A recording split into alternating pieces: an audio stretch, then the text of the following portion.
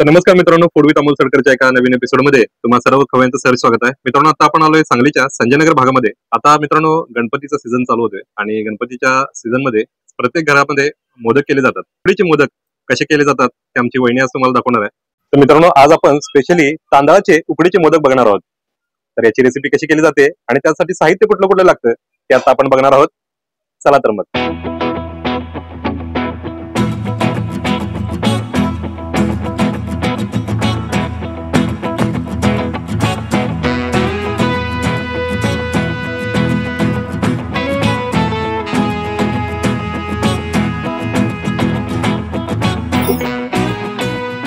या मित्रांनो, आमच्या वहिनीच आहेत.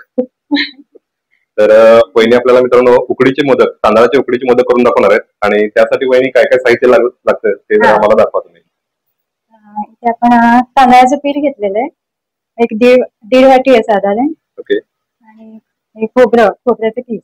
ओके. तो पण 1.5 वाटी आहे. गुळ आहे त्याच्या निम्म, म्हणजे खोबऱ्याच्या निम्मा पाऊण वाटी घेतलंय. आणि खसखस, वेलदोडा, ड्रायफ्रुट्स असं घेतलंय आपण सामान. ओके. तर एकूण 1 2 3 4 5 6 पदार्थ घेतलेले आहेत आणि आता आपण बघणार आहोत तांदळाचे उकडीचे मोदक. तर सगळ्यात पहिल्यांदा वहिनी काय करायचं? खोबरं घेऊया. ओके. साधारण किती खोबरं घेतलं आपण? एका नारळाचं आहे. ओके, एका नारळाचं. आणि एका वाटीच्या मापाने गुळ घेतलाय. गुळ घेतलेला आहे. ओके. तर प्रमाण लक्षात ठेवा मित्रांनो, एक अखंड नारळ किसून घेतलेला आहे आणि त्यामध्ये 1 वाटी गुळ घातलाय. तर हे छान पद्धतीने पहिल्यांदा मिश्रण केलेलं भाजून घ्यायला लागते. तर वहिनी, तुम्ही पहिल्यांदा हे मोदक कुठे शिकलात? मी प्रीती संदीप पोद्दार. ओके. माझं माहेर रत्नागिरी. ओके. आणि आता लग्नानंतर इथे सांगलीमध्ये आहे. ओके. आणि म्हणजे माहेरी तुम्ही सगळे उकडीचे मोदक वगैरे शिकलात सगळे?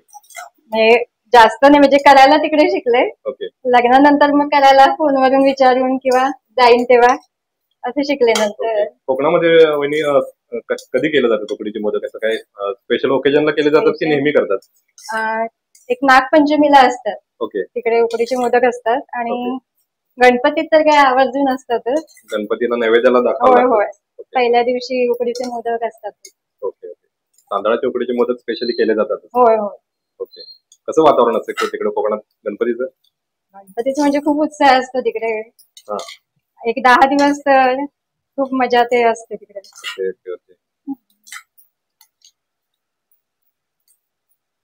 आता हे थोडस गुळ बहुतेक मेल्ट होत आले. होत आलंय. तर एक 5 मिनिटं तर लागतील अजून. हे आता होत आलंय. ओके. आता त्यात जरासं तूप घालूया 1 चमचाभर.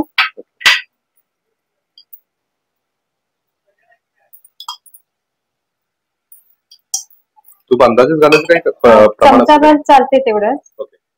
ड्रायफ्रुट्स आहेत. ओके. ते घालूया. ड्रायफ्रुट्स ऍड केले. तर वेलदोड्याची पूड आहे. ओके. वेलदोडा, जायफळ दोन्ही घातलं.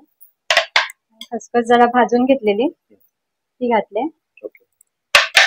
एकत्र करून घेऊया. ड्रायफ्रूट मध्ये काय वापरू शकतो आपण? त्यात आपण बदाम, चारोळ्या, काजू, आपल्याकडे काय अवेलेबल आपल्याकडे असेल तर, नसेल तरी काही प्रॉब्लेम नाही. त्याची आपली एक चव असते चांगली. झालंय आपलं, तयार झालंय मिश्रण. बंद करूया. दाखवतो मी एकदम. तुम्ही आता क्लोजअप बघू शकता याचा. अशा पद्धतीने हे अगदी खोबऱ्यामध्ये गुळाचं मिश्रण जे आहे ते मुरलेलं आहे आणि हे ड्रायफ्रूट आणि आता वेलदोड टाकल्यामुळे खूप छान असा सुगंध येतो याचा. तर आता हे साधारण किती मिनिटं लागली याला पूर्ण तयार व्हायला? 5 ते 10 मिनिटं लागली. आपण जेवढं खोबरं घेऊ त्याच्यावर आहे ते. ओके. आणि आता आपण उकड करायचे. ओके. आता काढून घेऊया. मित्रांनो, हे जे काही मिश्रण आहे ते सगळं मंद आचेवरती शिजणं अपेक्षित आहे, जेणेकरून गुळ किंवा खोबरं जे आहे ते करपणार नाही. आणि जर करपलं तर त्याचा एक उग्र स्मेल सगळ्या मिश्रणाला येतो. त्यामुळे अगदी मंद आचेवरती शिस्तीत हे सगळं मिश्रण जे आहे ते तयार करावं लागेल. मित्रांनो, दुसरी आता स्टेप आपण बघणार आहोत ती म्हणजे हे तांदळाचं जे पीठ आहे त्याची आता उकड करायचं आहे. बरोबर वहिनी? सांगा प्रोसेस. 1.5 वाटी तांदळाचं पीठ घेतलंय आणि तेवढंच त्याला पाणी घ्यायचं. 1.5 वाटी पाणी घेतलंय. ते उकळून घ्यायचं चांगलं. उकळी येऊ द्यायची त्याला चांगली. त्यात एक चमचाभर तूप घालायचं. ओके.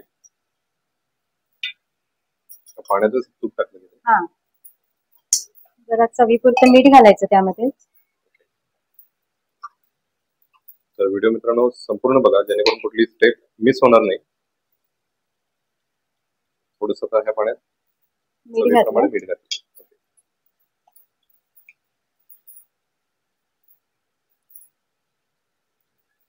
उकळी येऊ दे चांगली, मग पीठ घालूया त्यामध्ये. तोपर्यंत वहिनी सांगा की हे मोदक करताना काय काय चुका होतात जरा सांगा, म्हणजे त्या टाळता येतील. करताना तुम्ही प्रॅक्टिस करताना बऱ्याच वेळा चुका झाल्या काय काय होय, होतात की. काय वेळा ते उकड बिघडते बऱ्याच वेळेला. ते उकड कमी जास्त झालं की होऊ शकतं. आणि मी कसं तयारच पीठ घेते. बरीच जण ते म्हणजे पारंपरिक पद्धतीने घेतात. म्हणजे आदल्या दिवशी ते धुवून भिजत घालून त्याला गिरणीतनं दळून आणतात. ओके. पण मी आता म्हणजे तयारच आणलंय, तसं पण आपण वापरू शकतो. अच्छा, तांदळाचं पीठ म्हणजे तयार आणलेलं आहे. तयारच आणलेलं आहे. ओके. चांगलं उकळी आली. आता पुढची प्रोसेस बघूया आपण. बोला. त्यात पीठ घालूया, तांदळाचं पीठ घालूया. ओके. ते हलवून घेऊया चांगलं. चमचा नाही घेऊया. चमचा म्हणजे त्याला ते चिकट पीठ आतमध्ये, ओके. त्यामुळे कसं लाटणं किंवा असं काही की त्याला चिकटणार नाही, लगेच काढता येईल असं घ्यायचं. तर मित्रांनो उकड समोर बघतोय आपण उकडीच्या मोदकाची, आणि आपल्या समोर आता प्रोसेस बघतोय. जसं मगाशी मी म्हणालो की बारीक सारीक चुका होण्याची शक्यता आहे, त्यामुळे व्हिडिओ पूर्ण बघा जेणेकरून आपल्याला येत्या गणपती उत्सवामध्ये आमच्या वहिनींसारखे छानपैकी मोदक, उकडीचे मोदक, छानपैकी तांदळाचे उकडीचे मोदक तुम्हाला बनवता येतील. आता 10 मिनिटं झाकून ठेवूया आपण. ओके. पाणी तेवढं पुरेसं आहे? होय होय. आता हे गॅस बंद ठेवायचं नाही, आता बंद करायचं आणि 10 मिनिटं झाकून ठेवायचं. वाफेवरती ठेवायचं. वाफेवर शिजते ते. मित्रांनो आता उकड झालेली आहे तयार. आता उकड आपली तयार आहे. पुढची प्रोसेस आता आपण बघणार आहोत. आणि काय करायला लागेल आता? आता हे आपण परातीत काढून घेऊया सगळी उकड.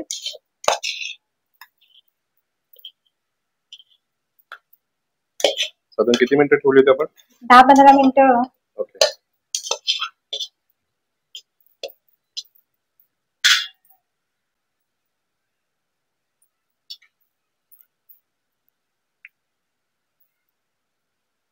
पाणी थोडं थोडं घालूनच मळावं लागेल ना? होय होय, जास्त पातळ पण नाही जाणार.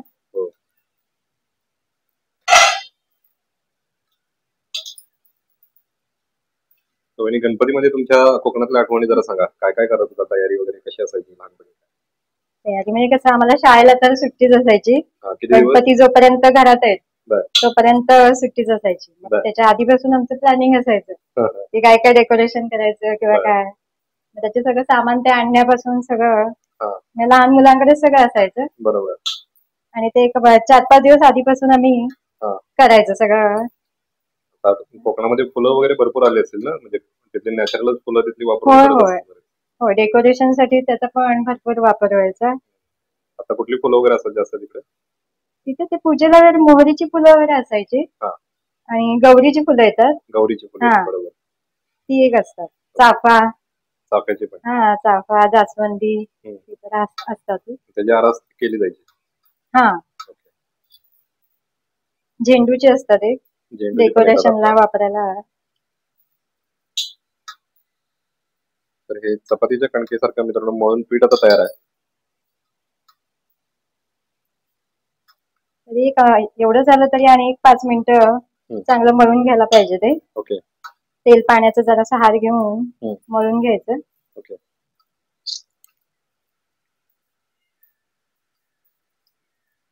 खूप छान पद्धतीने मळणं गरजेचं आहे म्हणजे. होय, ते व्यवस्थित मळलं तरच ते पाकळ्या त्याच्या व्यवस्थित येणार. आता आपण गोळे करून घेऊया. ओके. काही जण हातावर करतात, आपण लाटून करायचंय. साधारण आता किती करतोय आपण? आपण एक 11 करूया आता. एका नारळाचे साधारण 21 होतात.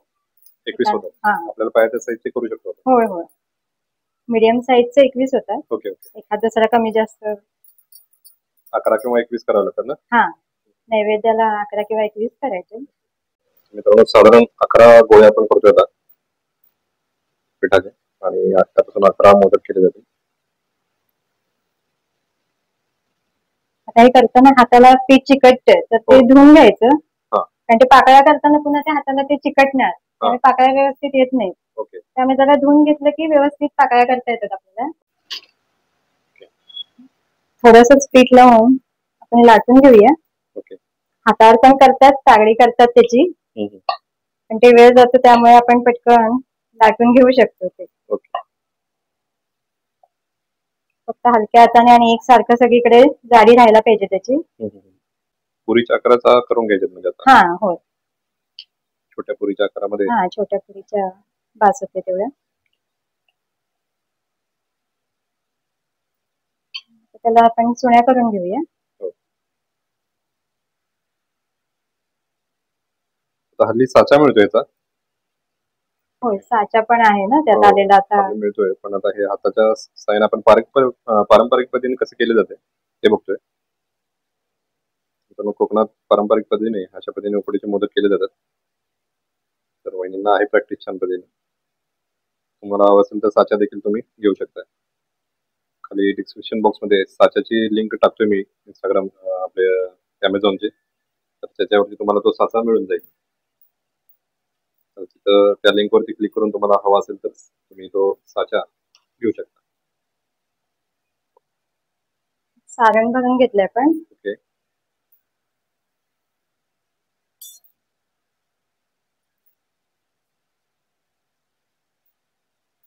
असं एकत्र करत आणि तसं एकदम स्किलचं काम आहे ना. होय, हलक्या हाताने एकदम ते करायला पाहिजे. गडबड करून चालणार नाही कशात. होय, त्याला पाकळ्या भरपूर झाल्या त्या. होय. तर मित्रांनो अगदी पारंपरिक पद्धतीने हातावरती केलेले हे उकडीचे मोदक जे आहेत त्याचं पॅकिंग आता झालेलं आहे. त्याला पाहिजे आणि आपण जरासं हाताने आकार देऊ शकतो, चमच्याने किंवा असं. त्याला चांगल्या पाकळ्या दिसतात त्याच्या.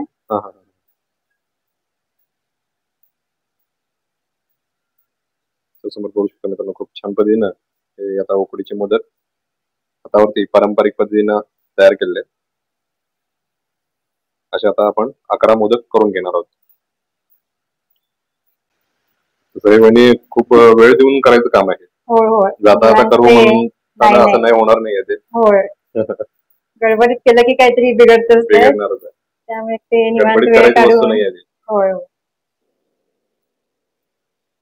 आता 11 झाले ना आपले मोदक. होय, 11 झाले. पाणी आता उकळलंय आपल्या इकडे, ते शिजायला ठेवूया, उकळून घेऊया.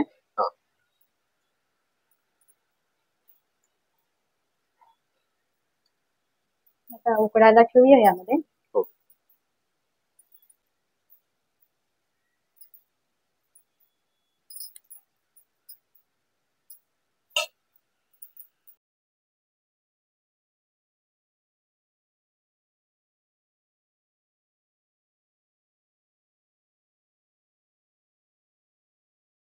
आता काय स्टेप आहे?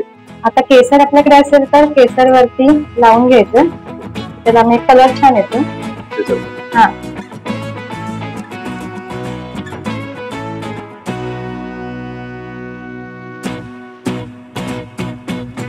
थोडे केसर लावून घेतोय.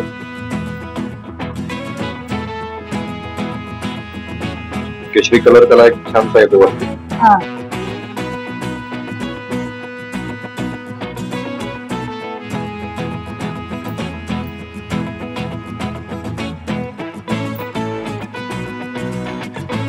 किती वेळेसाठी आता ठेवावं लागेल? 10-15 मिनिटं तर लागतील याला. मी तर छान पद्धतीने आता हे केशर लावून झालेत आणि आता हे झाकून ठेवलं. किती मिनिटं ठेवलं जातं झाकून? 15 मिनिटं तर पाहिजे. चेक करून आपण घ्यायचं, शिजलं असेल तर हरकत नाही काढायला. 15 मिनिटं झालेली आहेत. उकडलेले. खूप छान पद्धतीने हे उकडीचे मोदक, तांदळाच्या उकडीचे मोदक आता तयार आहेत आणि केशरचा कलर तुम्ही बघू शकता गार झाला आता. छान पद्धतीने कलर आता हे वेगळे बाजूला काढून घेतले जाते. 5 मिनिटं काढून घेऊया. पाण्यात काढून घेतो. ओके. वा.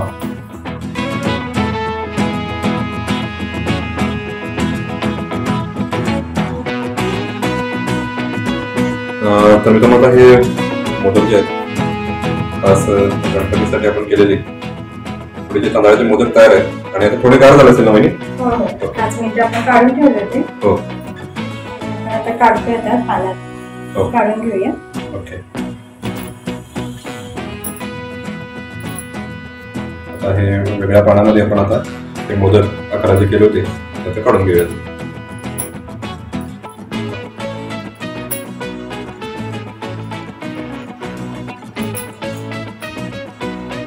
मित्रांनो समोर बघू शकता आता हे क्लोजअप व्ह्यू तुम्हाला दाखवतो. खूप छान पद्धतीने आता ह्याच्या घड्या वगैरे पडलेल्या आहेत आणि वहिनींनी आपल्याला हे मोदक करून दाखवले त्याबद्दल त्यांचे आभार पहिल्यांदा सगळ्यात. तर खूप छान पद्धतीने आता हे मोदक आपल्यासमोर आता तयार आहेत. मित्रांनो व्हिडिओ कसा वाटला कळवायला विसरू नका.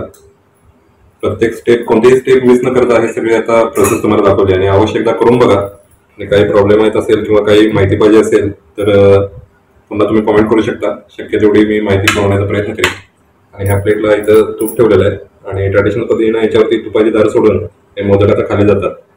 तर एक मोदक आपण आता टेस्ट करून बघणार आहोत.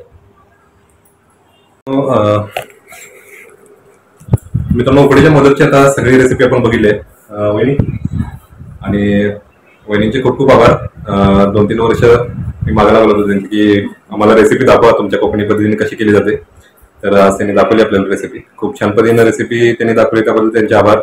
आणि आता आपण सगळ्यात महत्वाचं काम म्हणजे मोदक टेस्ट करून बघणार आहोत. मित्रांनो कोणताही पदार्थ केला तर सुरुवातीला नैवेद्य दाखवण्याची पद्धत आहे आमच्यात.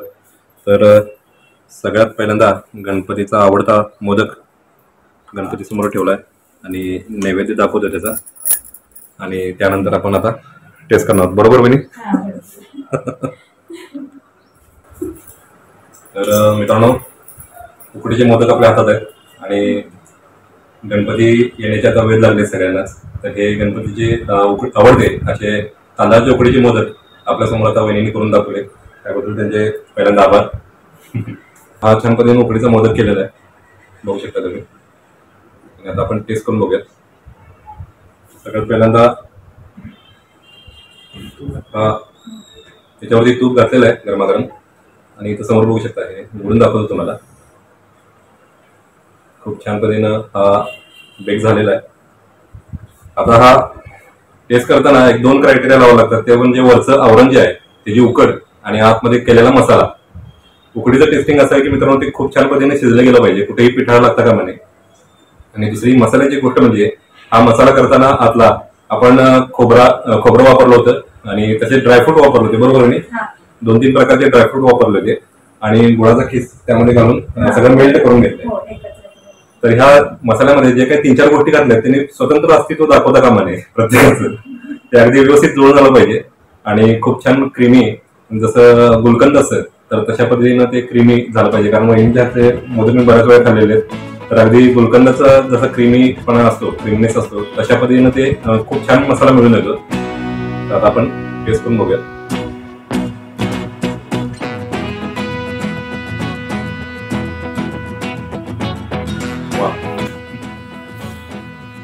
मित्रांनो असे जर मोदक मिळत असतील तर गणपती 5 दिवस नव्हे इथंच राहतो म्हणेल काय.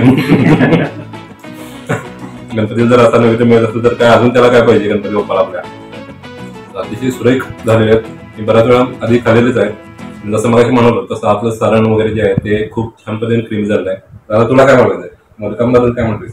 मोदक कसे झाले सांग जरा तू पण. आणि खरं खरं सांग तू वहिनी घडला म्हणून काय सांग उजव्या हाताला बसलाय चांगलं म्हणून सांग. तर मित्रांनो खरंच खूप छान पद्धतीनं वहिनी आमची मोदक बनवते. मित्रांनो आमच्या घराला तसा कलेचा वारसा आहे त्यामुळे प्रत्येकाकडे एक एक कला आहे. जसं मी चित्रकला माझी आहे चांगली तर दादाचं सुद्धा चित्रकलेचं युट्यूबला पेज आहे तर ते देखील सबस्क्राईब करा. दादा नाव सांग चॅनलचं काय? संदीप पोद्दार आर्ट नावाने आहे. त्यामध्ये काही पेन्सिल स्केच आणि वॉटर कलर पेंटिंग त्यावरती व्हिडिओ मी अपलोड केले आहेत. आवड असेल तर ते बघू शकतात. बरोबर त्यांना शिकायला मिळेल. त्यातून सगळ्यांना शिकायला मिळू शकेल. आता आजोबांनी जे केलेली पेंटिंग आहे ते सुद्धा तुम्हाला दाखवतो. जवळजवळ 50 वर्ष झाले असेल पूर्वी. हो, 70 वर्षापूर्वी 70 वर्षापूर्वी आजोबांनी काढलेली पेंटिंग आहे. ते आता तुम्हाला व्हिडिओ शेवटी दाखवतोय मी.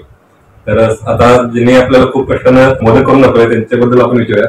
आता वहिनी जरा तुम्ही आता सध्या काय करताय जरा आमच्या प्रेक्षकांना सांगा. मी आता गव्हर्नमेंट जॉब मध्ये बाकी पण आवड मला म्हणजे रांगोळी काढायची किंवा मेहंदी काढायची आवड आहे. त्याची पण आवड आहे. जसं मग म्हणालो की सगळे घरामध्ये कलाकार आहेत. तर जसं सांगितलं वहिनी मेहंदी काढते आणि रांगोळी देखील काढते आणि ती सुद्धा प्रो लेवलची काढते की असं हाऊस म्हणून नव्हे. खूप छान पद्धतीनं मी तुम्हाला त्या वहिनींनी काढलेल्या मेहंदी आणि रांगोळीचे फोटो देखील टाकेन. मागच्या वेळी रामाचं पेंटिंग केलं होतं ना रांगोळीमध्ये. रांगोळी काढली होती रामाची. आपलं मंदिर झालं होतं राम मंदिर त्यावेळी काढली. अयोध्येचं जे मंदिर झालं ते आपण काढलं होतं. ओके. तसंच वहिनींनी खूप छान पद्धतीने आपल्याला रेसिपी दाखवली वेळात वेळ काढून. वहिनी आता कोर्टामध्ये जॉबला आहेत पण वेळात वेळ काढून त्यांनी आपल्याला व्हिडिओसाठी मदत केली, वेळ दिला, त्याबद्दल त्यांचे देखील खूप खूप आभार. सगळ्यांनी कॉमेंट करा, व्हिडिओ कसा वाटला कळवायला विसरू नका. भेटूयात अशाच एका सुंदर व्हिडिओमध्ये. तोपर्यंत राम राम. माझ्या आजोबांची जे पेंटिंग आहेत त्यांनी जे म्हणजे अगदी स्वातंत्र्यपूर्व काळात काढलेले आहेत 1940 साली 47 साली वगैरे. तर ते पेंटिंग काही आता आपण बघूया. वॉटर कलर मध्ये केलेलं काम आहे सगळं. बरोबर. अगदी सिंपल वॉटर कलर वापरले त्याच्यामध्ये. एका तळ्याचा लेकचा व्ह्यू आहे बरोबर ना. हो हो. पोस्टर आणि वॉटर कलरचं खूप युनिक कॉम्बिनेशन केलं त्याच्यामध्ये. नदी जी हरिपूरला वळते तो पोर्शन आहे ऍक्च्युली.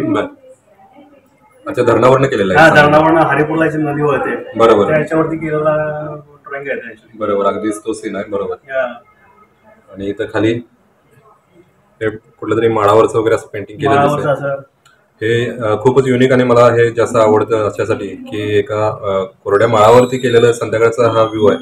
आणि इथं तुम्ही बघू शकत असाल तर केकताड किंवा गायपात म्हणतो तर त्याची छोटी छोटी झाडं, ही जंगली झाडं, फुल झाडं, पळसाची झाड आहेत ऍक्च्युली. ही लांबनं सुद्धा तुम्हाला ओळखत असेल की हे पळसाचं झाड जसं असते खुरटी झाडं तशी ती केली आहेत. आणि आंब्याचं वगैरे झाड इकडं आणि ही झुडपं.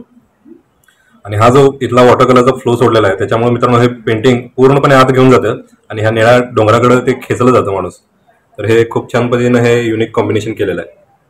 तर मित्रांनो हे छोट्या आकारामध्ये तुम्ही आता बघताय पेंटिंग्स खूप छान पद्धतीनं डेव्हलप केलेले आहेत. तसं दादा इथलं पण सांग हे पेंटिंग बद्दल. आता एक मित्रांनो पावडर शेडिंग तुम्हाला दाखवतो दादानी केलेलं. तर इथं हे पाठीमागे तुम्ही बघताय ना तर हे पावडर शेडिंग आहे. कलर पावडर शेडिंग मध्ये केलंय. पावडर शेडिंग दादा तुझं चॅनल पण सांग युट्यूब वरती कुठल्या नावाने. युट्यूबवर संदीप पोद्दार 8 नावाने आपलं चॅनल आहे. आणि इंस्टाग्राम वरती इंस्टाग्रामवरचा संदीप पोद्दार 8 नावानेच एक पेज आहे. तर त्याच्यावरही काही पोस्ट केलेलं आहे. इंस्टाग्राम आणि फेसबुक, इंस्टाग्राम आणि युट्यूब दोन्ही ठिकाणी आहे. दोन्ही ठिकाणी. ओके. तर मित्रांनो ज्यांना पेंटिंगची आवड असेल तर त्यांनी ते चॅनल बघा आणि शेअर आणि सबस्क्राईब ते देखील करा चॅनल. तर भेटूयात मित्रांनो अशाच एका छानशा सुंदर व्हिडिओमध्ये. तोपर्यंत राम राम.